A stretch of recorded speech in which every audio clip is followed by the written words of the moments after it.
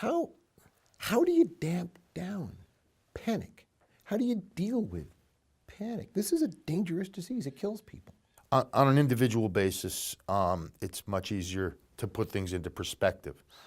The old, you got a better chance of being struck by lightning, sort of an example. That's true. Okay, but when you're talking about mass hysteria, that's quite different. What we'd like to avoid is exactly that. And to the extent that leadership in government is up to the task, So I'm going to give you a chance here before we end to give them some advice from you. What would you like to see happen at the national level to improve communication?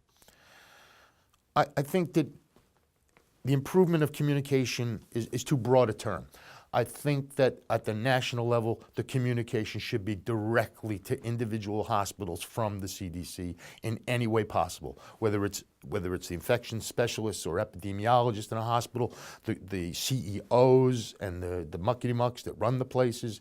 This is a threat to the healthcare workers, make no mistake. So if they give a damn about any doctors or nurses in the United States, they had better be certain that we have the equipment that we need. And how do they communicate to the public at large? Are they doing a good job? I think they're doing too much. And too much information is as bad as none. I don't think they're calming anyone. I think it's sensational in the same way that they handle most news stories nowadays, unfortunately. So you know that if the CDC pulls back and they don't talk, then they're going to be accused of hiding something and the panic level could go up. I understand that, but they better improve their act. I don't want to say clean up. So the advice from you is improve your act? That's it? No, that's not it. But that's for those charged with these responsibilities. I'm just one doctor. I don't have the power to change the approach to things in individual institutions, whether they're government or private sector. I can state my opinions. I could, raise the clarion call that this is a threat to the healthcare workers, and that people should make no mistake. If the public wants to panic, and I'm getting questions from my own colleagues, should I travel to Dallas? You can imagine what non-doctors must be thinking. Do a better job. I say that those charged with that task ought to step up and be those that reassure and not make errors. Well, thank you so very much for joining us. This has been enlightening.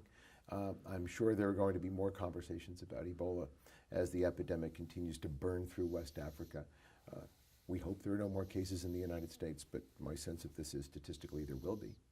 There's just too many people out there with the disease. It's going to show up everywhere. The world is interconnected. Yeah? So for now, I hope you're wrong. No. But I think you suspect I'm right. I suspect you're right. Well, thank you again so much for joining us. It's Thank been a you. great discussion.